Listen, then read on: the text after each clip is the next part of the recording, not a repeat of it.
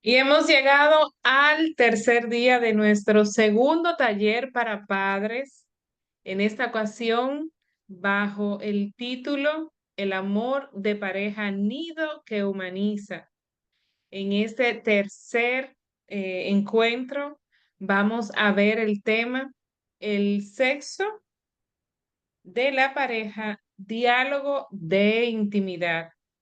Ha sido un camino que hemos recorrido desde cuando Pedro nos estuvo de una manera tan magistral edificando en este tema del amor de pareja, como Miriam nos dio ese enfoque de ver lo palpable, lo posible y lo real, de que sea un amor que constituya un nido para humanizar a nuestros hijos. Señores, qué hermoso ha sido este taller. Yo siempre lo digo. Para nosotros desde Billings RD es un gran regalo tener la oportunidad de junto a la Academia San John Henry Newman propiciar estos espacios, conscientes de que los padres son los que están llamados a educar a sus hijos eh, en este tema de lo que es la sexualidad. Han visto que se han dado herramientas que yo me atrevería a decir que le ayudan de entrada a ustedes como pareja, a los que van a ser pareja más adelante o van a ser padres más adelante. Es decir, que este contenido realmente es un contenido que nos ha edificado a todos. Damos gracias a Carlos Burgo de la Academia San John Henry Newman, a la doctora Audrey Reynoso, quien es la directora de Billings RD, a todos los que están acá presentes en la sala y los que vayan en posterior a ver esta grabación. Como en las ocasiones anteriores, vamos a iniciar con esta oración de la Sagrada Familia, que espero que también la puedan realizar ustedes en sus hogares. Y decimos en el nombre del Padre, del Hijo, del Espíritu Santo. Amén. Sagrada Familia de Nazaret, enséñanos el recogimiento, la interioridad, danos la disposición de escuchar las buenas inspiraciones y las palabras de los verdaderos maestros. Enséñanos la necesidad del trabajo de reparación, del estudio, de la vida interior personal, de la oración, que solo Dios ve en lo secreto. Enséñanos lo que es la familia, su comunión de amor, su belleza simple y austera, su carácter sagrado e inviolable. Amén. En el nombre del Padre, del Hijo y del Espíritu Santo. Amén. Amén. Como les había anunciado y hemos estado anunciando el tema de la noche de hoy, el sexo de la pareja, diálogo de intimidad. Y el tema lo vamos a tener desarrollado por nuestra querida amiga y hermana Sonia Ferreira de Gamarra. Sonia está casada con nuestro hermano César Gamarra y fruto de su amor, tres hermosos hijos o jóvenes también muy queridos y cercanos. Sonia es de profesión docente con experiencia en todos los niveles educativos, especializada en ciencias de la naturaleza y con maestría en biología. Ha cursado diplomados en antropología cristiana, ciencias religiosas y pedagogía, entre otros. Vive su vida de fe desde el movimiento Puente, donde participa de la evangelización a través del arte y da formación a dirigentes para la iglesia.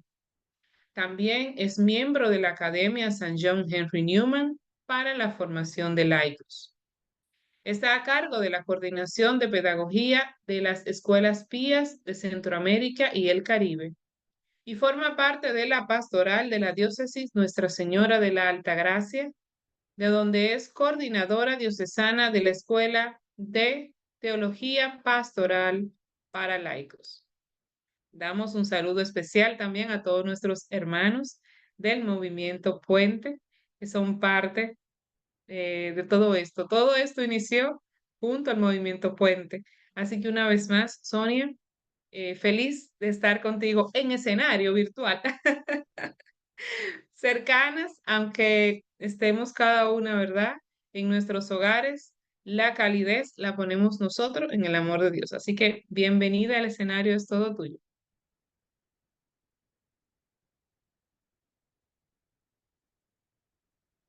Te proyecto ya mismo.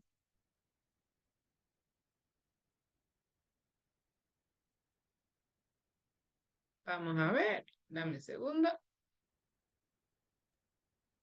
Muchísimas gracias, Ezequiela.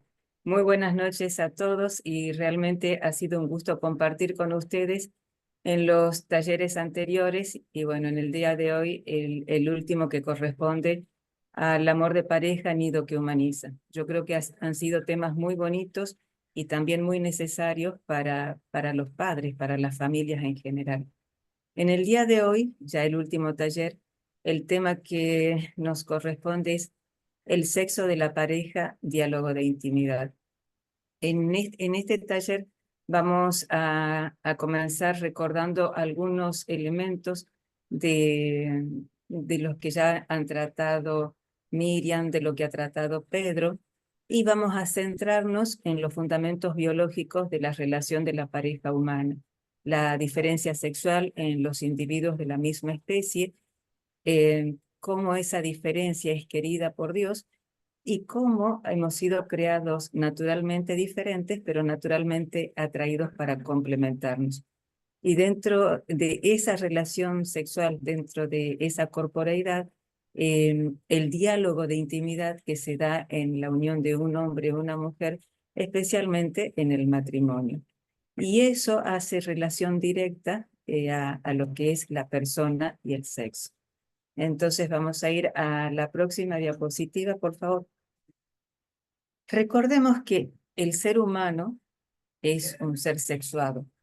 Ya nos lo había dicho Pedro, también nos lo repitió Miriam, y vemos que hombre y mujer, aunque tienen la misma dignidad como personas, son diferentes por ser sexuados. Sexo masculino, sexo femenino, sexos diferentes, pero a su vez se complementan mutuamente. Y cuando hablamos de la condición humana, siempre debemos tener en cuenta, debemos tener presente esa dimensión de corporeidad, la dimensión corporal del ser humano, porque esta corporeidad le supone capacidades, límites, individualidades, pero fundamentalmente el recordar que el ser humano es un ser relacional, es un ser que se relaciona, que el cuerpo es el medio a través del cual el ser humano sale de sí mismo hacia el otro, hacia el encuentro de ese que es el no yo. Mi yo con el otro que es no yo.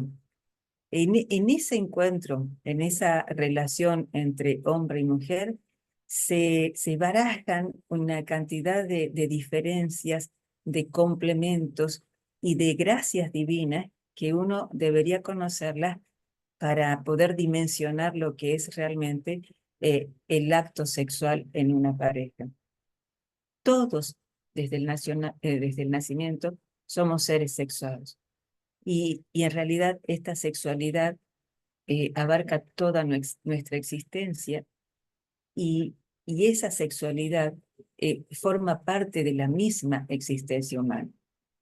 Pero recordemos que la sexualidad como dimensión constitutiva de la persona es diferente a lo que significa sexo. En el sexo consideramos varón o mujer como una concreción de la identidad. Y aunque la distinción biológica entre los sexos no supone una diferencia ontológica, es decir, en el ser, hay diferencias sexuales entre ellos. La misma dignidad, tenemos la misma importancia en cuanto a seres ontológicos, pero sí existe una diferencia y esa diferencia vamos a ver que se basa fundamentalmente en la parte sexual, pero también hay muchísimas otras. El sexo es parte del diseño divino para el hombre y la mujer. Fíjense en esta afirmación fundamental. Dios nos ha creado hombre y mujer diferentes, sexualmente diferentes. Y leemos en Génesis 2, por tanto dejará el hombre a su padre y a su madre y se unirá a su mujer, y ambos serán una sola carne. Es decir, la unión física, el acto sexual, la unión física y espiritual de la pareja está en el plan de Dios. No es algo malo. Si Dios lo ha creado, si Dios lo ha visto como bueno, forma parte de su plan y es para algo. De tal manera que podemos decir que el sexo tiene una finalidad, tiene un medio que va a ser es un medio, perdón, que va a ser el de la procreación. Pero el sexo también es una expresión de amor y de unidad de la pareja. Desde la perspectiva cristiana, la sexualidad adquiere un sentido mucho más profundo, y especialmente el acto sexual dentro del matrimonio, porque ese acto sexual va a ser una expresión física en la unión de los cuerpos, pero también va a ser un medio en el cual se fortalece la unión entre el hombre y la mujer, pero ese acto sexual también se convierte en el lugar donde se refleja el amor de Dios, el lugar donde se refleja el propósito de Dios para el matrimonio, que es el propósito unitivo y procreativo. El matrimonio es así un contexto sagrado donde la sexualidad encuentra su legítimo lugar. Y no solamente un lugar legítimo, sino un lugar divino, donde podemos encontrar a Dios en ese acto sexual. Y fuera de este contexto, fuera del contexto del matrimonio, el sexo es visto como algo que no cumple con el propósito que Dios le dio. Pero dentro del matrimonio, en el acto sexual, está el mismo Dios presente. Si pasamos a la otra, por favor. En el matrimonio cristiano, el sexo no es solamente un acto físico. En el matrimonio cristiano, el sexo es un diálogo. Es un diálogo profundo de intimidad. Y aunque este hecho o este acto se expresa a través de la unión de los cuerpos, es una dinámica en la que participan tres instancias, como decía Miriam: cuerpo, mente y espíritu. La relación sexual es una forma en la que varón, mujer, esposo, esposa se comunican al nivel más profundo, compartiendo no solamente los cuerpos, sino también sus almas. Y veamos, como decíamos, que hay una triple dimensión de cuerpo, mente y espíritu. Veamos la dimensión corporal. Desde la perspectiva cristiana, recordemos que el cuerpo es un regalo de Dios y es el lugar donde podemos considerar que se encuentra el Espíritu Santo. Dice Primera de Corintios que el cuerpo es templo del Espíritu Santo. Y en el encuentro sexual de dos cuerpos hay una satisfacción, hay un placer querido por Dios, hay una satisfacción que es estímulo y también es recompensa. Sin embargo, la sexualidad en el matrimonio no debe reducirse a esa simple gratificación de los deseos, a esa simple satisfacción, aunque es buena, sino que se eleva de nivel la satisfacción, porque la satisfacción se convierte en un medio para hacer feliz al otro, para servir al otro. Es un medio de entrega en amor y sacrificio. Fíjense qué bonito este concepto desde la perspectiva cristiana. El acto sexual no solo tiene la connotación de unión de cuerpos, es el acto donde yo me entrego para la felicidad del otro y el otro se entrega para mi felicidad, para mi bienestar, el bienestar mutuo. Entonces, en el matrimonio, la unidad corporal de los esposos se convierte en un signo de comunión espiritual. En el matrimonio cristiano, el sexo, por lo tanto, no es solamente un acto físico, sino, como les decía, un diálogo profundo de intimidad. Y ya Juan Pablo II lo decía en Familiaris Consortio.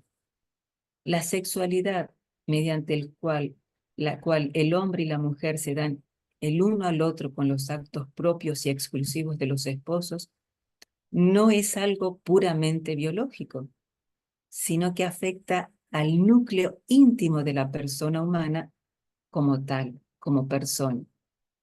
Y esa persona esa sexualidad, perdón, se realiza de modo verdaderamente humano solo cuando es parte integral del amor con el que el hombre y la mujer se comprometen totalmente entre sí hasta la muerte.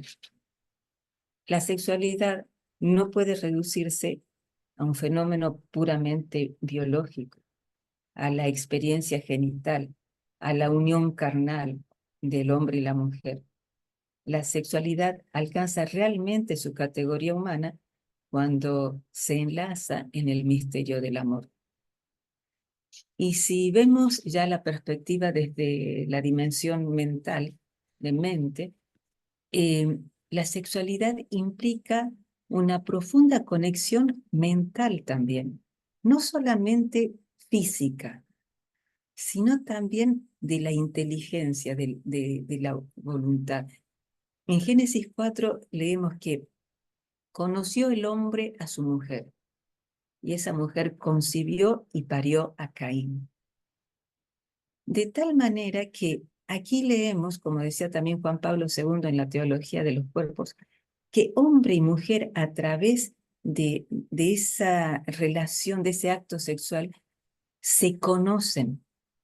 Pero ese conocer es revelarse el uno al otro desde la profundidad misma del yo humano.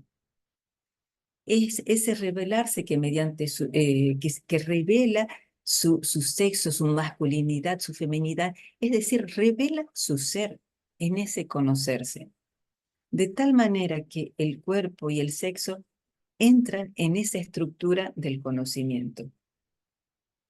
Pero este conocimiento no solamente es desde la parte mental, podríamos decir, es desde la inteligencia y también como una experiencia concreta. ¿Por qué? Porque es el conocer del sufrimiento del otro, de la alegría del otro, del bien y del mal que hay en el otro. Estoy conociendo realmente su ser y él conoce quién soy yo, cuál es mi ser, lo más íntimo en mí. Dentro de lo que es la dimensión espiritual, desde la perspectiva cristiana también, el sexo es profundamente, un acto profundamente espiritual. Dice Efesios 5, el matrimonio, Pablo afirma en Efesios 5 que el matrimonio es reflejo del misterio de la relación entre Cristo y la Iglesia. Es decir, el amor entre los esposos es tomado por Pablo como un ejemplo, como el ejemplo del amor que tiene Cristo hacia su Iglesia. De la misma manera que Cristo se entregó completamente por la Iglesia, los esposos están llamados a entregarse, a darse el uno al otro en amor y en sacrificio. Y ese acto sexual dentro del matrimonio va a ser un reflejo de ese don total de sí mismo, de esa unión que va más allá de lo físico y que toca el alma del otro. Sin embargo, debemos recordar que la pura unión carnal desprovista de espíritu es rebajar a las personas, es ponerla al nivel animal. Por eso el acto sexual dentro del matrimonio tiene una connotación de elevación, de tocar el espíritu del otro. Y no podemos permitir que solamente sea una unión carnal desprovista de espíritu, porque vamos a tomar al otro como un objeto, como una cosa, y que solamente va a tener sentido en cuanto a mí me produzca satisfacción o placer, olvidándome del otro, del bienestar del otro. Así, la sexualidad, si pasamos a la próxima, por favor. Así la sexualidad es un atributo de las personas en la que se integran cuerpo, mente y espíritu. Somos personas dotadas de un cuerpo y un alma. Y esas personas, cuando se unen en el acto sexual, expresan su propia identidad, el yo. El cuerpo, como manifestación externa del ser, es la subjetividad que va a comunicar precisamente esa identidad del ser. Entonces, es un hecho que podemos hablar de la centralidad del cuerpo como, como un elemento integral de la identidad de cada persona y de las relaciones de esa persona con los demás, ya sean familiares o con amigos o con todo el mundo. En este sentido de corporeidad, de manifestar la identidad de quién soy, se entiende el por qué conocer los datos de las ciencias en relación al dimorfismo sexual. El dimorfismo sexual en las ciencias, en biología, se entiende como la diferencia que existe entre los sexos, ¿sí? Y ese dimorfismo sexual explicado por la genética, por la endocrinología, por la neurología. Entonces, ahora vamos a ver precisamente algunas de esas diferencias entre varón y mujer. Diferencias que nos hacen, que nos hacen ver que no solamente en los órganos, en lo que se ve, está esa diferencia es esencial, sino que como varón y mujer nos relacionamos y nuestra identidad va a depender de toda esa realidad del cuerpo. Vamos a ver entre algunas, no vamos a ver todas, pero vamos a ver diferencias sexuales, genéticas, psicológicas, hormonales y algún otro ejemplo. Bien, ahora sí la próxima, por favor. La diferencia sexual se da desde el instante de la concepción. El sexo del embrión, en el momento de la concepción, cuando se forma ese nuevo ser, el sexo del nuevo ser ya queda definido en el momento en que óvulo y espermatozoide se unen. Ahí, en ese mismo instante, ya se puede saber si será varón o si será mujer. Pero aproximadamente 5 semanas después de esa concepción, el embrión va a comenzar a desarrollarse de forma diferente según su sexo. Es decir, al principio, como ven en las imágenes, se unen óvulo y espermatozoide, se forma un nuevo ser, una célula, esas células se van dividiendo a su vez, pero recién como 5 semanas después, ya ese embrión va a empezar a desarrollar características propiamente femeninas o propiamente masculinas. Hasta ese momento, el embrión se encuentra en un periodo que se conoce como indiferenciado. Es decir, aunque ya genéticamente ya se sabe si va a ser varón o mujer, las células todavía no han desarrollado células específicas del varón o específicas de la mujer. En primer lugar, se establece el sexo genético o cromosómico. La próxima, por favor, que no sé, tal vez recuerden el sexo como lo veíamos en el bachillerato, los cromosomas XX, los cromosomas XY.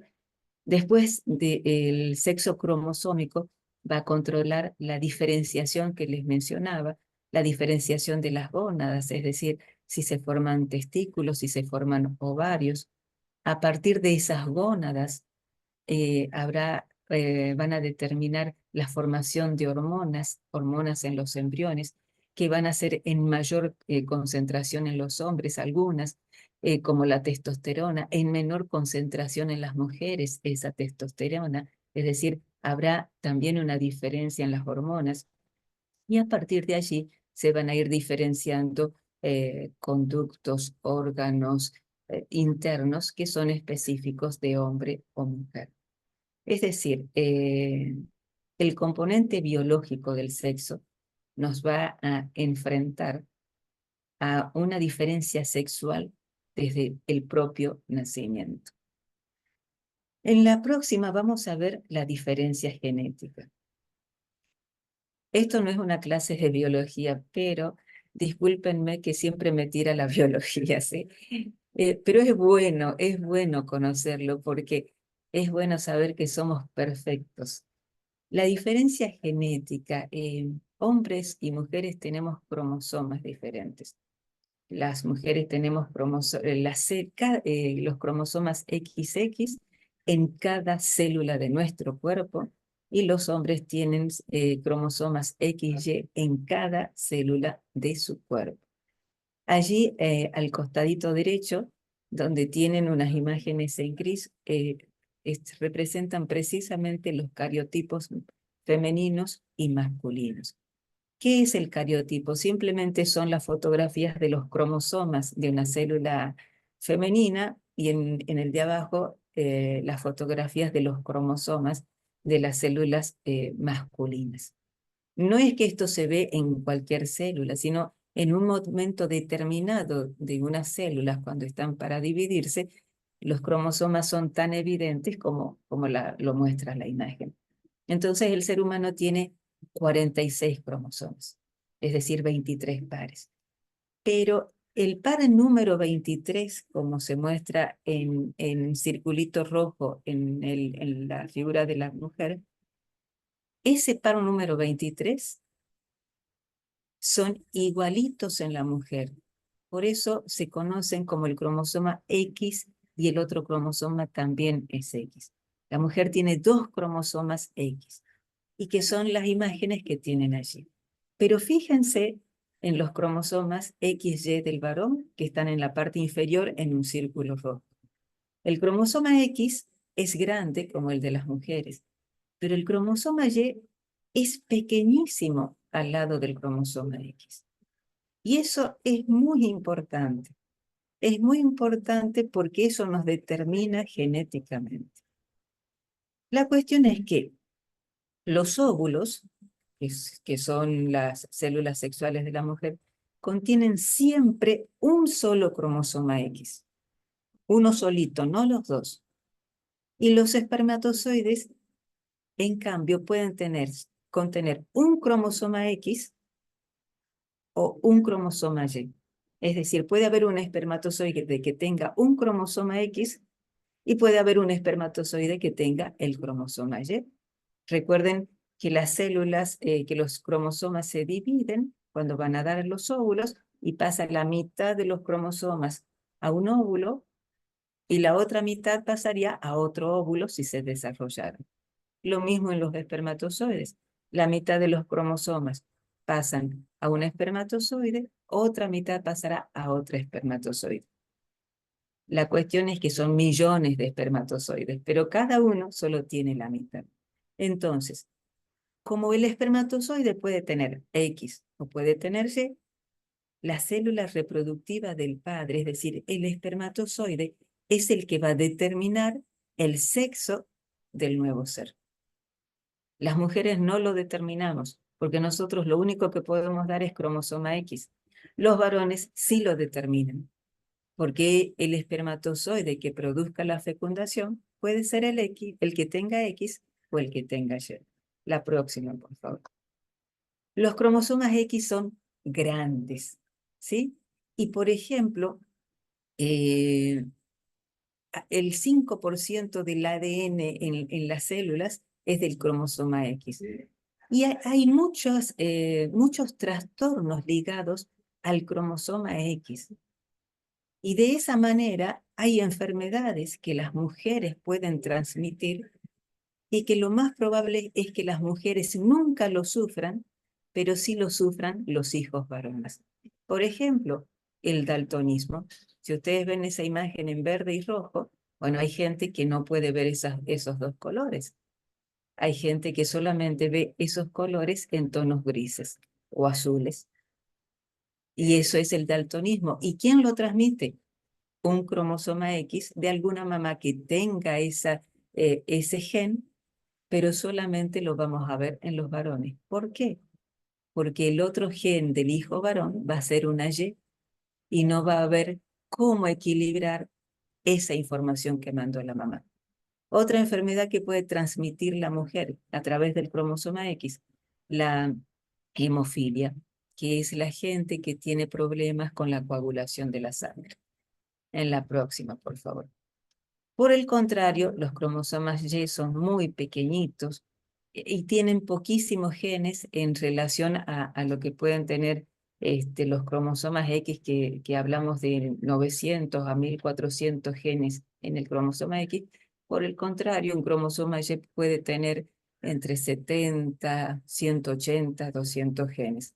¿Por qué digo entre? Porque todavía no se conoce con exactitud. Pero sí, el cromosoma Y tiene un gen que determina el sexo masculino, ¿sí? Es un gen que va a formar los testículos, es el gen que va a desarrollar los genitales masculinos, por eso es el gen que determina el sexo masculino. Ese cromosoma Y es muy difícil que esté relacionado con alguna enfermedad, pero lo más conocido, por ejemplo, es cuando se pierde un pedacito de ese cromosoma y se puede producir una enfermedad, ¿sí? Pasemos a la próxima, por favor. Eso en cuanto a diferencias genéticas, pero entre hombre y mujer también hay una diferencia biológica que ya es por todos conocida. ¿Sí? La anatomía del varón y la mujer evidentemente se diferencian tanto en los órganos sexuales externos como en los atributos físicos derivados y en las estructuras reproductoras internas también. Recordemos algunos órganos genitales masculinos que son evidentemente diferentes a los de la mujer. Testículos, pene, las vías espermáticas, glándulas accesorias o anexas como próstata, la de Cooper, seminal, las vesículas seminales, que son glándulas simplemente. Y dentro de los órganos genitales femeninos tenemos dos ovarios, dos trompas de falopio, el útero, vagina, vulva y externamente los labios mayores, labios menores. Esas diferencias es por todos conocida. Vamos a lo que es la diferencia hormonal, que si bien tenemos referencias, en la próxima, por favor, si bien tenemos referencias, especialmente en las mujeres, porque uno cuando está en el ciclo menstrual sabe que hay algunas hormonas que están más altas, otras que están más bajas. Vamos a ver que esas hormonas determinan mucho el hecho biológico del ser humano. Las hormonas sexuales se encuentran en los dos sexos, hombre y mujer, pero en diferentes concentraciones. Y estas hormonas, por ejemplo, son encargadas de las características sexuales secundarias. Esas características sexuales secundarias son las que aparecen eh, alrededor de la pubertad, cuando el niño o la niña se van acercando a la pubertad y que aparece el vello axilar, el vello púbico, el timbre de voz que se hace más gruesa en los varones, más aguda en las mujeres, la nuez de Adán que se hace más grande en los varones y que no crece tanto en las mujeres, la masa muscular en los hombres, que generalmente la espalda ancha, musculosos, caderas más angostas, las mujeres con mayor cantidad de grasa. Bueno, todas esas son características sexuales secundarias. Pero esas hormonas también regulan la reproducción de hombre y mujer.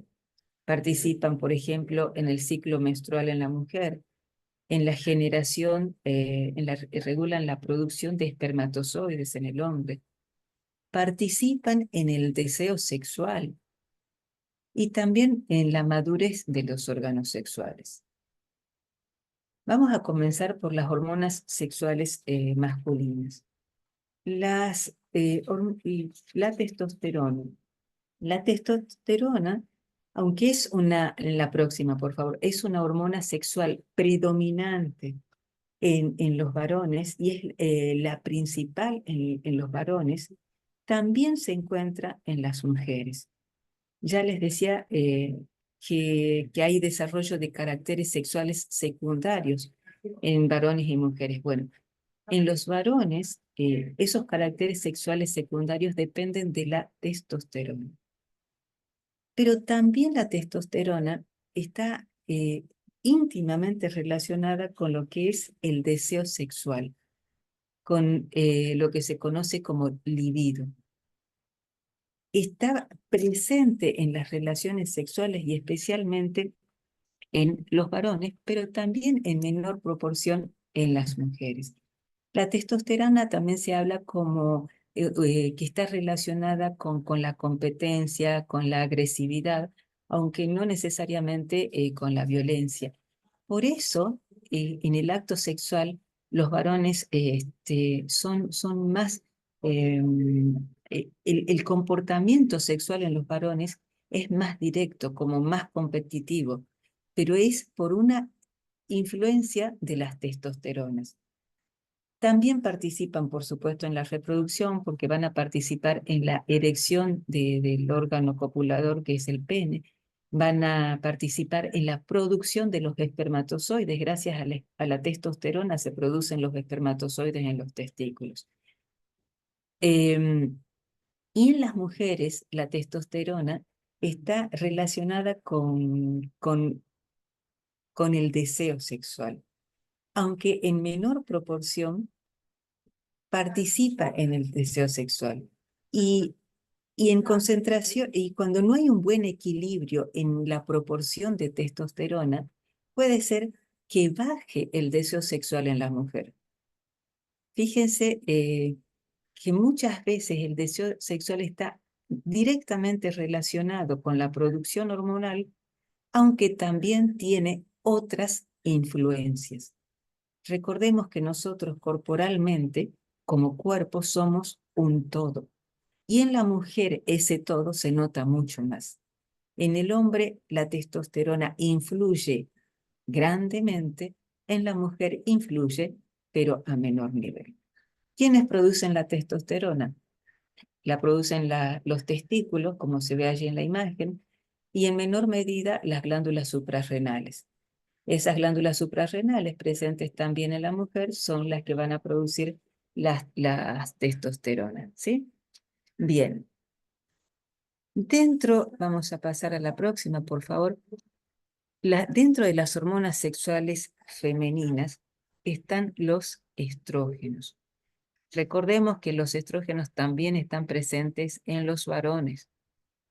Los estrógenos van a permitir el desarrollo de los caracteres sexuales secundarios, pero van a estar íntimamente relacionados con el deseo sexual en la mujer. Los estrógenos juegan un papel crucial en el estado de ánimo de las mujeres. Niveles saludables de estrógenos están asociados con una sensación de bienestar, de estabilidad emocional, que eso se da mucho en el ciclo menstrual, ¿sí? Pero también eh, intervienen en el deseo sexual y en la receptividad. ¿Cómo intervienen? Especialmente en la ovulación durante el ciclo menstrual. Durante la ovulación se percibe en las mujeres como que hay un mayor deseo sexual. Recordemos que la ovulación es cuando la mujer está ovulando y es la etapa fértil de la mujer. Por lo tanto, en esa etapa, científicamente se ha demostrado que aumentaría el deseo sexual de la mujer hacia la pareja, hacia los hombres. Sin embargo, en este periodo también las mujeres son más receptivas sexualmente. Es decir, están más inclinadas hacia tener relaciones. Y por supuesto, esos estrógenos en niveles adecuados me van a dar bienestar emocional. Un bienestar emocional que es fundamental en el acto sexual para la mujer, ¿sí? En los hombres también existen los estrógenos y regulan el deseo sexual del hombre, pero están más relacionados con la parte de la fertilidad. ¿Por qué? Porque un nivel equilibrado de los estrógenos son los que me van a permitir en los hombres la función eréctil y el desarrollo del deseo sexual. En el caso de las progesteronas, están más ligadas a la preparación para la parte reproductiva en la mujer. También están ligados con el acto sexual, pero en cuanto a bienestar y receptividad emocional. Y por supuesto, en la reproducción interviene en el embarazo, como ya vimos en algún otro taller. Y las hormonas suprarrenales también son encargadas de la producción de esa progesterona, participando en el deseo sexual de la mujer y por supuesto también en el desarrollo de características sexuales secundarias. Pero las hormonas sexuales no son las únicas que participan a nivel de los cuerpos. Hay una química normalmente llamada química de la felicidad, más que de la satisfacción. Se la conoce como la química de la felicidad y está dada por los neurotransmisores, ¿sí? Durante esos neurotransmisores participan en muchísimas actividades, pero vamos a ver algunos neurotransmisores que son sustancias químicas, simplemente, que participan en el acto sexual entre un hombre y una mujer, y esos neurotransmisores van a ser reguladores de las respuestas fisiológicas, emocionales, conductuales durante el acto sexual, antes, durante y después del acto sexual.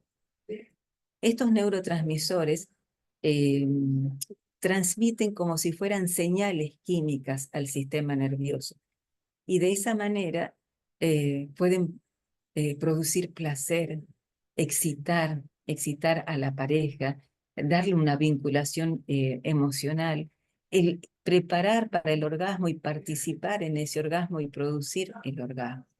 Y aunque son numerosos, querido rescatar fundamentalmente estos 6, ¿sí? Y vamos a comenzar por la dopamina. En la próxima, por favor. La dopamina es uno de los neurotransmisores más importantes en el contexto del placer, de la motivación y de la recompensa. También durante la fase inicial de la excitación sexual, la dopamina se libera en el cerebro. Particularmente, ¿saben dónde? En el sistema de recompensa. Ahí, bueno, se llaman el núcleo accumbens, el área tegmental. Es un área donde el cerebro lo asocia con la recompensa que tú vas a recibir. Entonces, esta liberación de dopamina lo que activa es ese deseo sexual o libido y fomenta el comportamiento en búsqueda de una recompensa sexual. Es decir, hay una preparación para esa recompensa. Y como hay una preparación, la dopamina no solamente aumenta el deseo de tener relaciones sexuales, sino que esa dopamina está asociada con la sensación de placer, de satisfacción, y que se sabe que es experimentada o que va a ser experimentada en el acto sexual y que es experimentada durante el orgasmo. Por eso en las parejas que han tenido relaciones sexuales antes del matrimonio y que son promiscuas en las relaciones sexuales, sienten el placer, sienten satisfacción y, y, y la dopamina se convierte casi como en una droga. Es decir, tú conoces el placer, conoces la satisfacción y necesitas buscarlo. Bueno, esa droga natural es la dopamina. Entonces, por eso también es la necesidad del autocontrol y del control, del autodominio de sí mismo, para no volvernos dependientes de esa generación continua de dopamina. Otra de las, bueno, la dopamina, para hablar de hombres y mujeres, aumenta el deseo sexual en hombres y mujeres, pero en los hombres esa dopamina está más orientada hacia la satisfacción inmediata. En cambio, en las mujeres está más motivada hacia o vinculada con la motivación emocional y la conexión afectiva. Eso es muy importante. En los varones es la búsqueda del placer y rápido. En la mujer es más la parte emocional. Y eso es determinante y a tener en cuenta por los esposos especialmente al momento de acercarse el acto sexual. Otra hormona muy importante es la oxitocina, también llamada la hormona del amor, y algunos la llaman como el pegamento emocional, ¿sí? El pegamento emocional porque esta hormona, este neurotransmisor, perdón, está vinculado crucialmente a la parte emocional y afectiva en las parejas. Esa vinculación emocional durante el contacto físico, el acto sexual, principalmente durante el orgasmo, van a provocar la liberación de la oxitocina tanto en hombres como en las mujeres. Pero no solamente durante el orgasmo, sino durante la relajación después del acto sexual, después del coito, ¿sí? La oxitocina va a contribuir a esa sensación de calma, de relajación y, y para las mujeres ese momento de vinculación emocional, de cercanía, de sensación de seguridad. Eso es fundamental en todas las mujeres.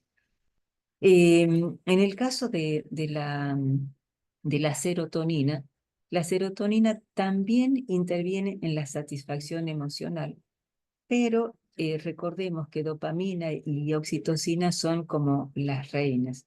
La serotonina va a intervenir en el bienestar y en la sensación de saciedad.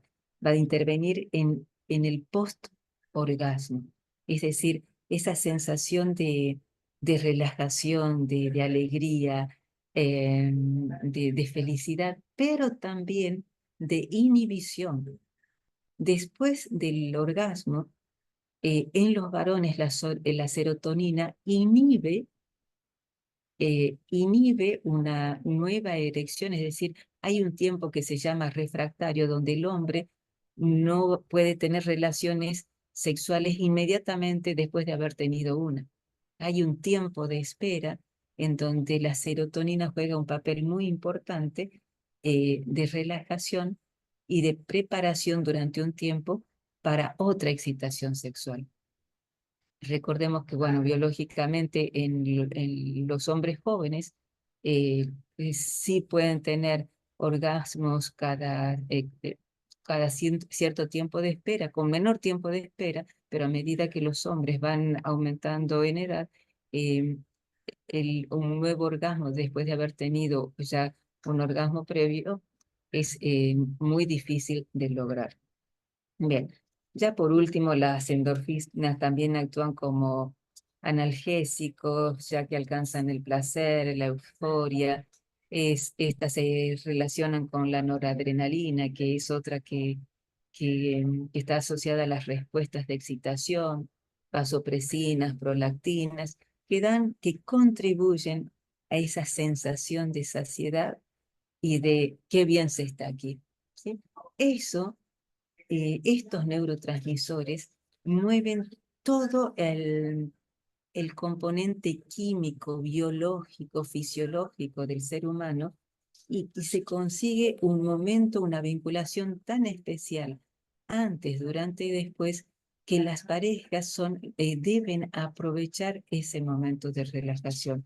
Por eso, en el matrimonio, eh, el tiempo de preparación y el tiempo posterior al acto sexual son fundamentales, porque hay que aprovechar ese tiempo de felicidad, ese tiempo de satisfacción y de saciedad para unirse espiritualmente aún más como es lo que Dios nos propone, ¿sí?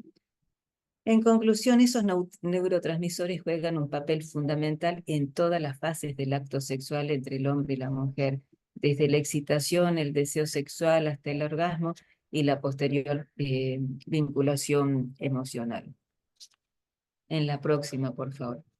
Aparte de todas estas que ya vimos, hay muchas otras diferencias en la comunicación.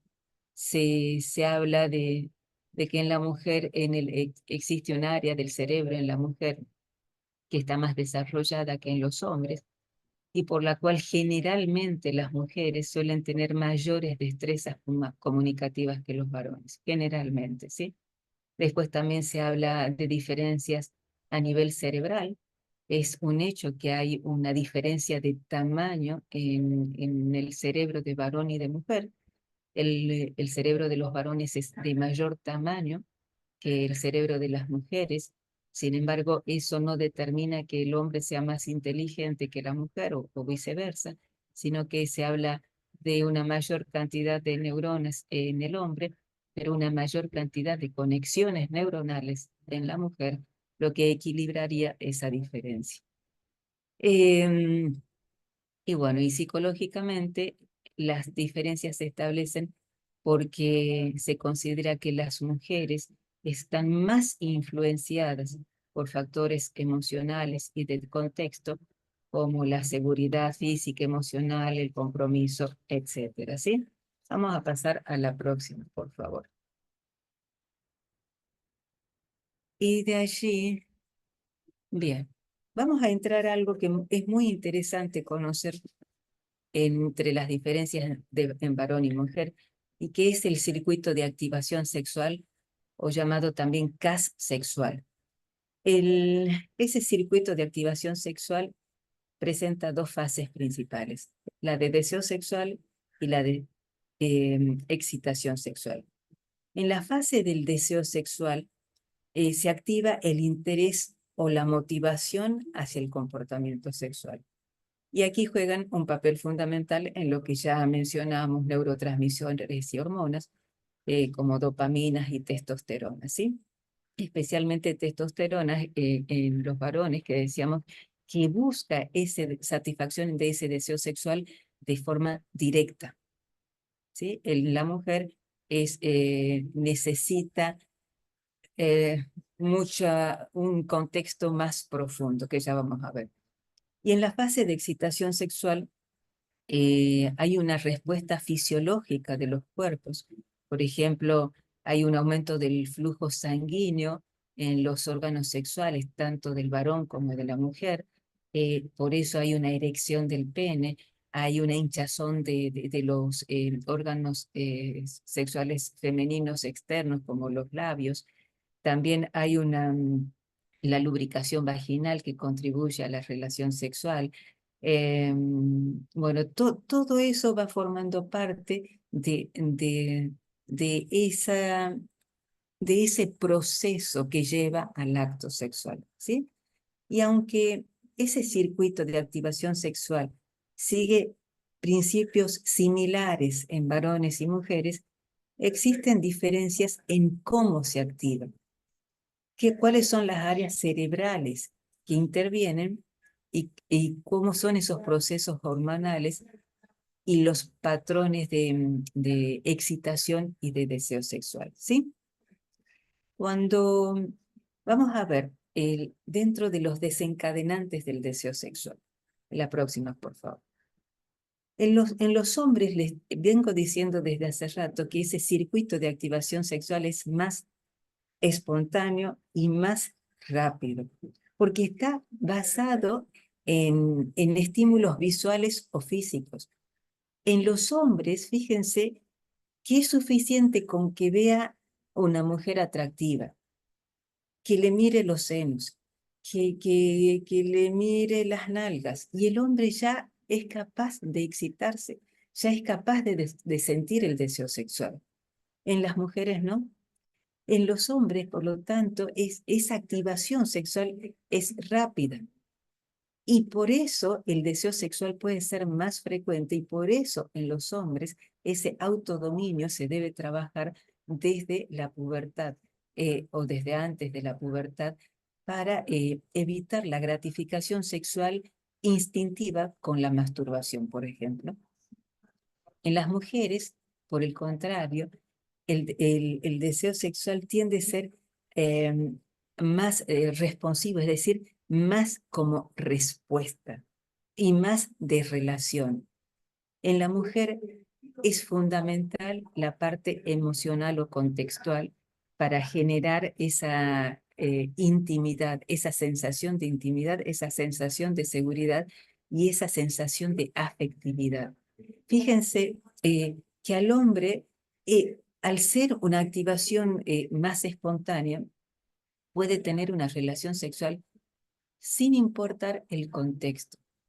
La mujer, especialmente la mujer que tiene hijos, que tiene una casa, en ese desencadenante del deseo sexual, piensa si dejó la puerta cerrada, si llega a entrar el hijo, si está en su periodo fértil para concebir, o si no quiere concebir, si estará en periodo infértil. Hay todo un mundo en la mujer que nos hace diferentes. Y eso importa al momento de desencadenarse el deseo sexual y no solamente de desencadenarse el deseo, es al momento de la excitación sexual, también interviene todo eso. La segunda parte es, por supuesto, en ese desencadenante, cómo actúan las hormonas que mencionamos, los neurotransmisores que mencionamos. Y ahí están oxitocina, dopamina en primer lugar, para los varones, oxitocina y serotonina, porque está la vinculación emocional para las mujeres. ¿Sí? En cuanto a la excitación sexual y la respuesta fisiológica, en los hombres la respuesta fisiológica ante ese deseo sexual va a ser la erección. Y va a ocurrir como una respuesta fisiológica simplemente. Hay una gran producción, no producción, sino un gran flujo de sangre hacia el pene, hay una erección y se produce y rápidamente va a llegar al orgasmo, sea como sea. Entonces, hay una excitación rápida y hay una resolución directa y rápida. El hombre no necesita pensarlo dos veces, pero sí tiene su periodo refractario en donde debe esperar. Bien, en las mujeres la excitación sexual es progresiva. Y si pasamos a la próxima, yo he puesto en esta imagen, he querido poner en esta diapositiva dos imágenes. En el hombre, el deseo sexual, la excitación sexual, el orgasmo, es así como una flecha hacia arriba. Por supuesto que puede haber algo que provoque que no llegue al orgasmo, que ocurra por alguna disfunción puede ser, ¿sí? Es raro, pero puede suceder. Pero en la mujer, miren la imagen de abajo. Eso, la mujer somos como bucles. Subimos, bajamos, nos enredamos, porque, porque tenemos un patrón de respuesta sexual no necesariamente lineal. Es un patrón de respuesta sexual circular, fluido, medio complejo. Y la mujer puede experimentar excitación sin haber experimentado un fuerte deseo previo, ¿sí? Pueden darse como las cosas, er- eh, los hombres tienen que saber preparar el momento, tienen que hacerlo. Yo siempre digo, las mujeres no son como un timbre que se toca y suena, ¿sí? El hombre es como un timbre que se toca en ocasiones y suena. La mujer en ocasiones no va a sonar, en ocasiones el timbre está en partes diferentes, por eso hay que darle al tiempo y hay que conocer estas diferencias. Hombre y mujer tenemos casi diferentes y eso es fundamental en la relación sexual y el conocer. La próxima, por favor.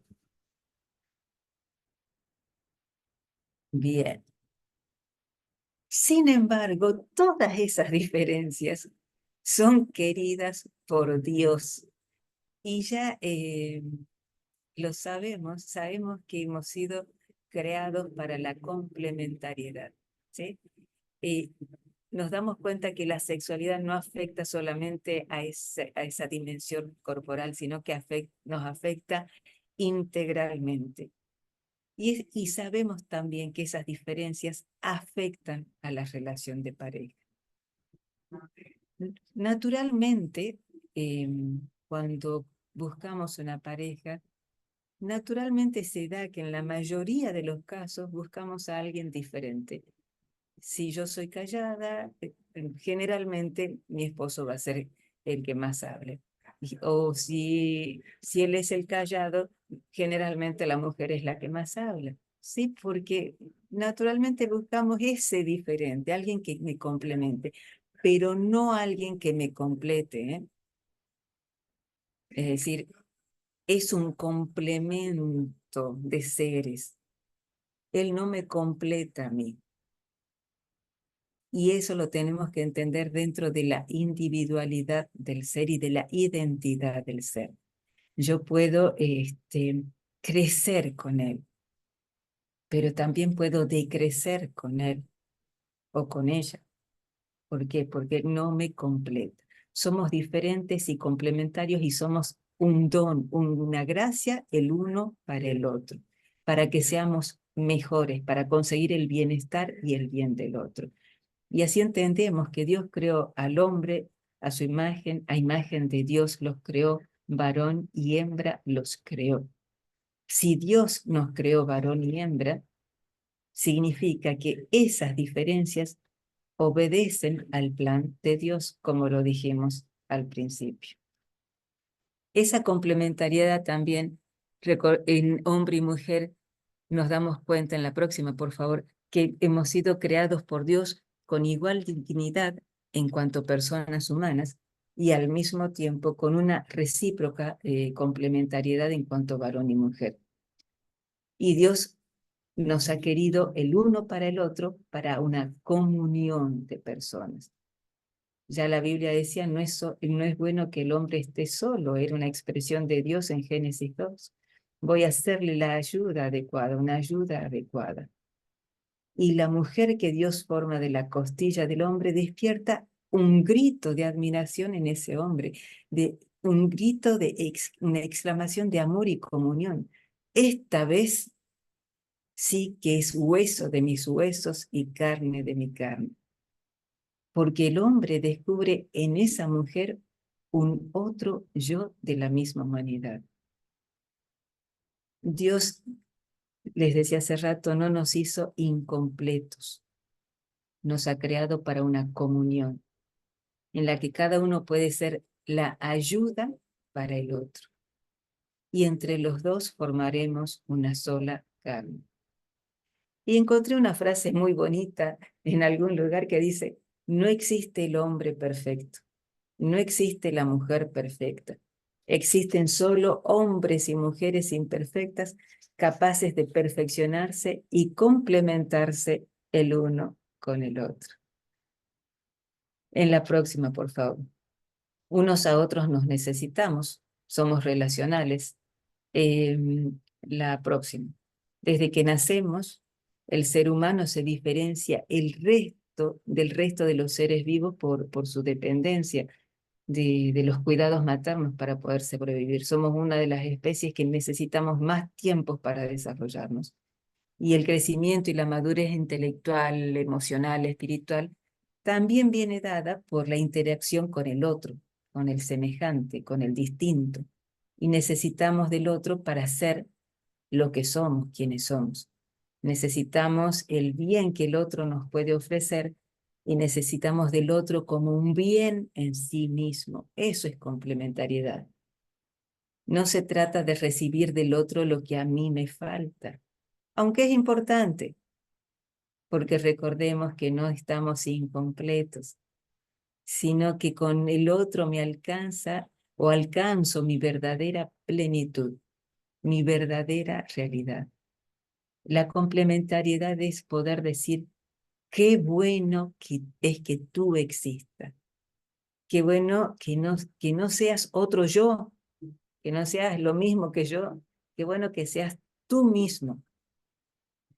Y cuánto me hace crecer el que seas diferente a mí. Miren, el poder descubrir eso en una pareja lleva tiempo, lleva mucho tiempo. Entonces, podemos decir que la diferencia entre los cuerpos, la próxima, por favor, nos llama a la unión.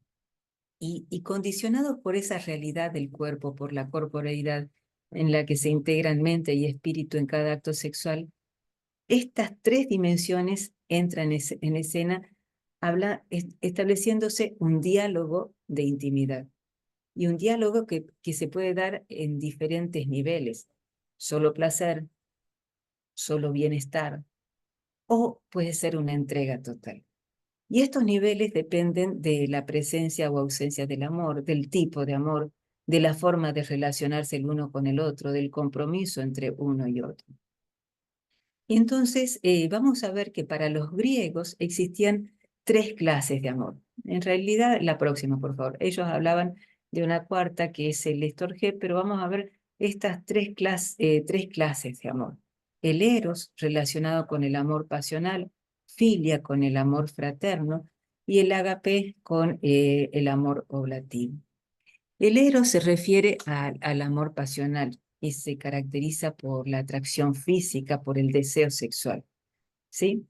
En cambio, el amor fraternal es como ese amor que se da como respuesta a una relación entre pares, entre amigos, y se fundamenta en el respeto, en la confianza, en el apoyo mutuo.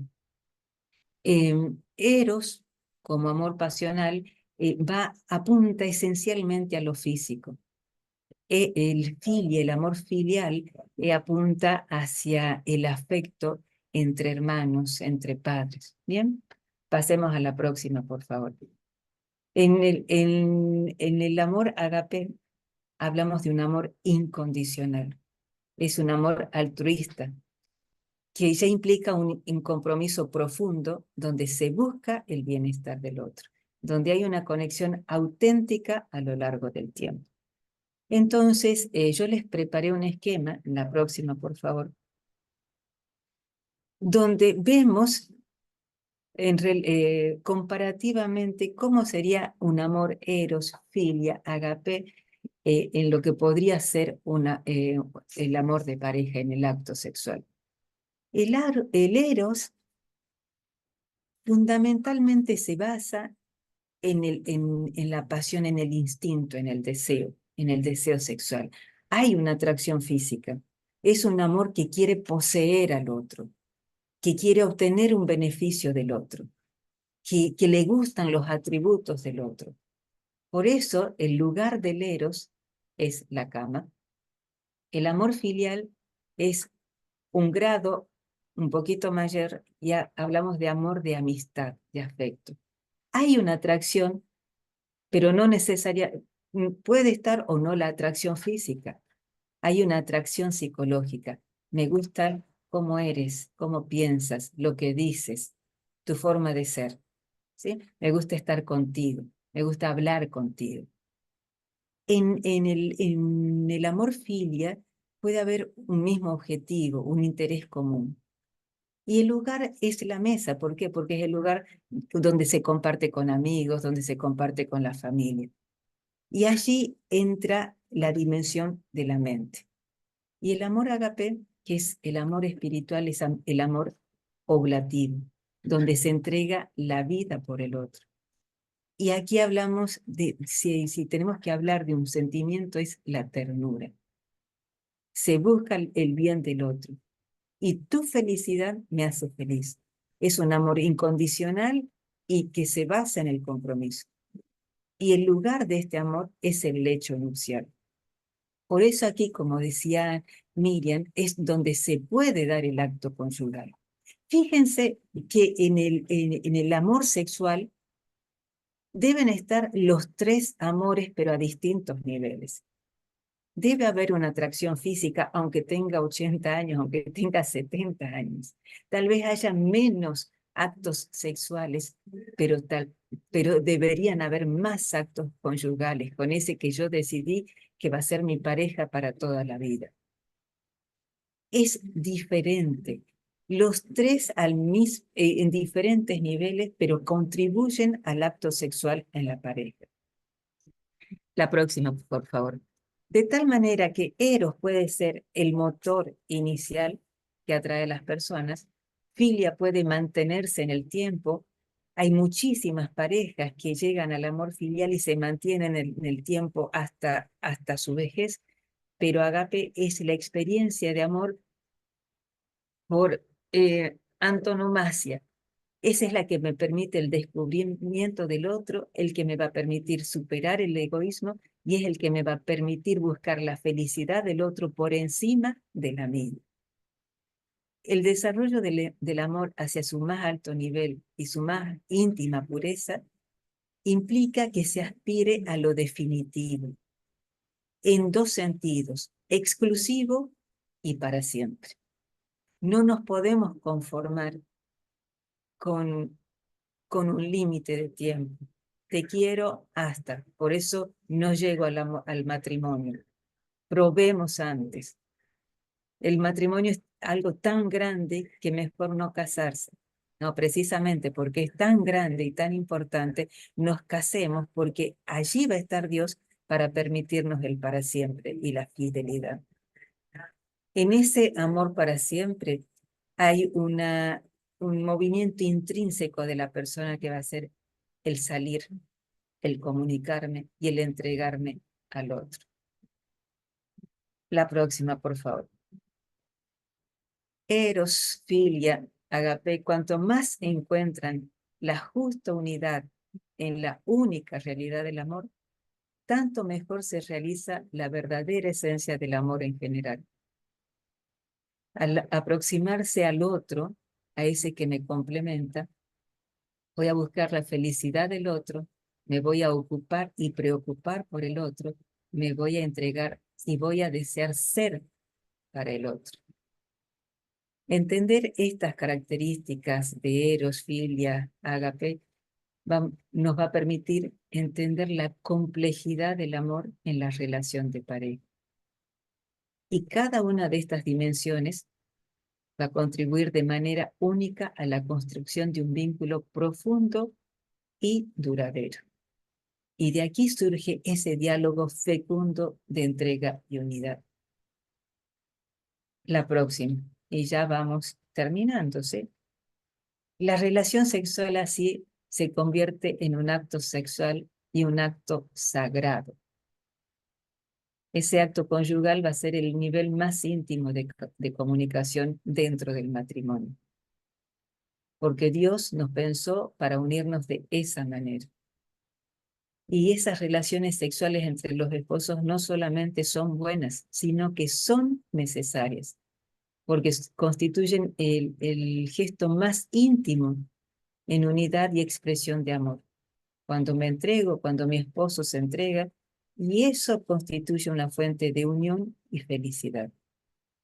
Sí, y así podemos decir, sí, solo tú, solo yo. Yo me entrego a ti y te recibo a ti. Esa unión hacer un acto de entrega y de donación recíproca, porque abrazo todo de él o todo de ella, en el caso de los esposos, y soy abrazado totalmente por ti. Mi cuerpo ha quedado marcado por ti, ya no es mío, ya no me pertenece, te pertenece, y tú me perteneces. Yo permanezco en ti y tú en mí. Somos inseparables, somos una sola carne. Así la máxima expresión del amor conyugal se va a encontrar en la intimidad de los cuerpos de los esposos. La próxima, por favor. Y la relación sexual en el contexto del matrimonio, vista como un acto sagrado, irá más allá de lo físico y será una expresión del amor divino, un medio para la santificación de los dos y una participación en el poder creador de Dios. La unión sexual vivida de modo humano y santificada por el sacramento es a la vez un camino de crecimiento en la vida de gracia para los esposos. Es ese misterio nupcial, el valor de la unión de los cuerpos, que en realidad se expresa con el consentimiento durante el matrimonio. En la próxima, por favor. Y cuando somos una sola carne, tenemos dos consecuencias, la unidad y la fecundidad. Por eso, uno de los fines de la unión matrimonial es el transmitir la vida. Porque al ser imagen entre los dos de Dios, estamos llamados a ser co-creadores con Él. En el diálogo de la intimidad, ¿qué debe darse? La próxima, por favor. La entrega total y generosa, salir al encuentro del otro, buscar el bien del otro, el dominio de uno mismo, hacer uso de inteligencia y voluntad, en la escucha, el respeto, la ternura, la preparación antes, durante, después de la unión, para que la unión sea una comunicación de amor más que una explosión de placer. Porque lo importante, aunque bueno, no es el placer, sino es el amor que lo prepara y permanece. Concluyendo, amar es un acto de la voluntad. Es buscar el bien de la persona amada en cuanto tal. Es darse, entregarse. El amor conyugal es recíproco y abarca la totalidad de la persona. Y la máxima expresión del amor conyugal se encuentra en esa intimidad vivida por los esposos, en la intimidad corporal. Y con esa intimidad corporal, los esposos plasman en el matrimonio la entrega total, el don que de esa manera adquiere plenitud. Y amar será la expresión más profunda y completa de ese amor conyugal, y por lo tanto recordando siempre esos fines unitivos y procreativos. La próxima y la próxima. La otra, porque esa ya la dije de alguna manera. No, la anterior entonces, por favor. La unión sexual pues será la expresión más profunda y completa del amor conyugal. Y el sexo es el acto que sella y renueva el compromiso o contrato entre las parejas casadas ante Dios. Por eso los pecados sexuales no son solamente entre un hombre y una mujer, sino entre la pareja y Dios. Por eso la infidelidad en una pareja no es solamente la infidelidad al otro, es la infidelidad a esa comunión de personas en la cual Dios es el garante. Y esta es la responsabilidad de la Iglesia, por eso es que la Iglesia se interesa por formar a las parejas, porque el sexo, aunque ocurre en la intimidad o debería ocurrir en la intimidad, no es un asunto privado. Y fíjense lo que decía Erich Fromm, que precisamente no era católico. El amor es un desafío constante, no un lugar de reposo, sino un moverse, crecer, trabajar juntos. Que haya armonía o conflicto, alegría o tristeza es secundario con respecto al hecho fundamental de que dos seres se experimentan desde la esencia de su existencia, de que son el uno con el otro al ser uno consigo mismo y no al huir de sí mismo. Bien, casi en el límite del tiempo, pero terminamos.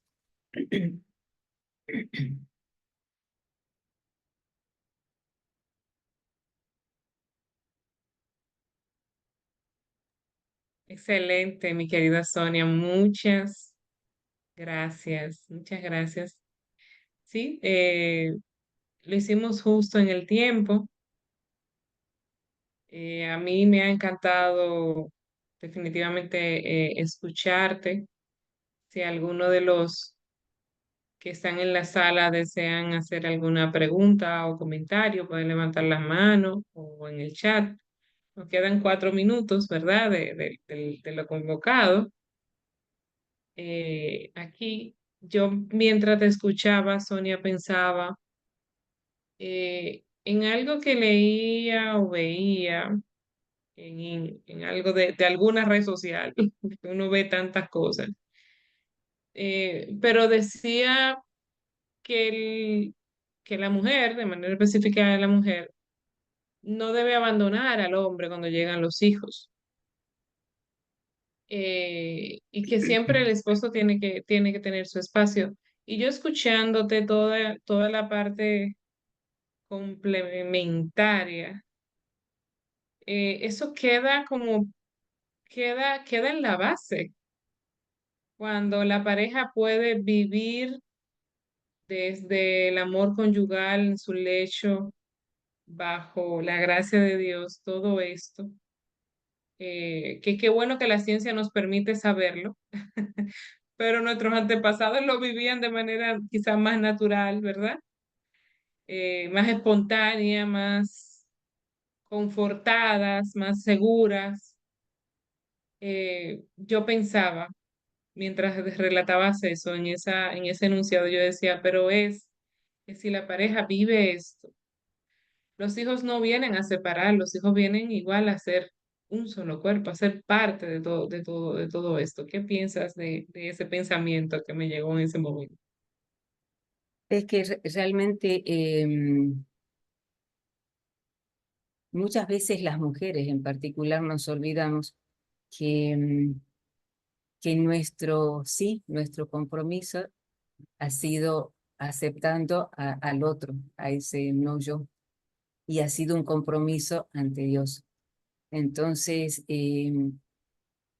descuidamos un poco ese complemento y tal vez algunos problemas que se hayan presentado en el matrimonio contribuyan a que la mujer que ha llevado 9 meses a ese hijo vuelque en ese hijo todas sus necesidades no resueltas de amor. Es como decir, a mi marido no sé si lo voy a tener dentro de 20 años, pero mi hijo sigue siendo mío, ¿sí?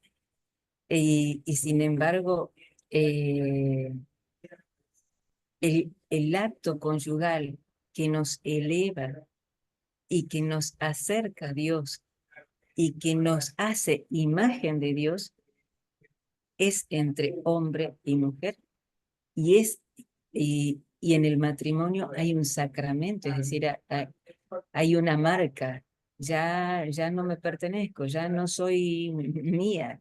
Tú me perteneces y yo te pertenezco. Es decir, es tan fuerte esa unión y esa unión que se refuerza en la intimidad que si uno lo viviera día a día, como decían por ahí hace algún tiempo, día a día tú tienes que decir, hoy te elijo, hoy eres mío y yo soy tuya, ¿sí? Te elijo.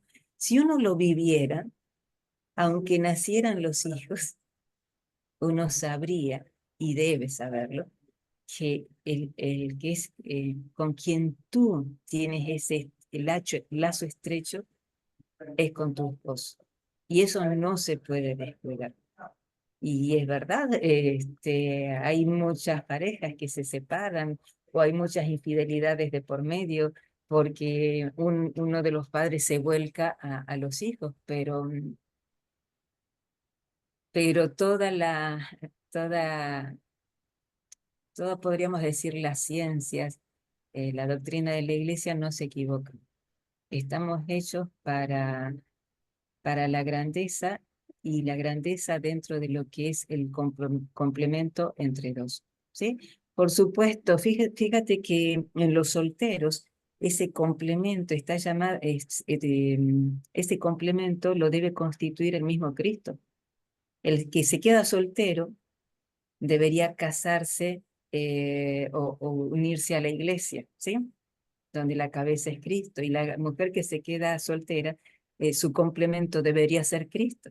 Bueno, en el matrimonio, el complemento es el otro, garantizado por la presencia de Dios, que es uno y trino. Amén. Hermoso, hermoso. Yo creo que esa última parte daría para un solo taller, un solo taller dedicado a eso también. Muchísimas gracias, Sonia, una vez más. Muchísimas gracias también a todo el equipo de nuestra querida y cercana Academia San John Henry Newman, al Movimiento Puente, a todos los que de alguna manera han apoyado en oración, en presencia, que no están aquí en la sala, que van a ver más adelante también la grabación. Gracias de verdad por, por, por dejarnos saber que le ha sido de agrado y que le ha edificado. Es así que el Señor lo ha propiciado y nosotros somos sembradores, ¿verdad? Como el movimiento Puente. Eh, Antes de no dejar acá este hermoso comentario que nos comparte Laura, nos dice, he escuchado que el hogar es iglesia doméstica, el altar es la habitación matrimonial. Por eso debe siempre cuidarse, mantenerse limpia y hermosa en todos los sentidos, yo le agregaría. Gracias, Laura, siempre, siempre presente.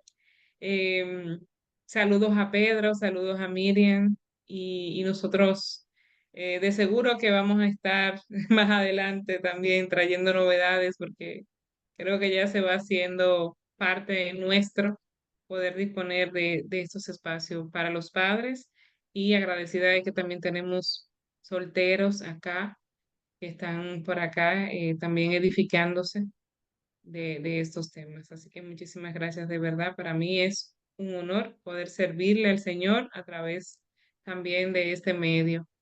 Y como tenemos a nuestro diácono por acá para cerrar con broche de oro, le pedimos que nos dé su bendición y no sin antes también felicitarlo porque estuvo de cumpleaños recientemente.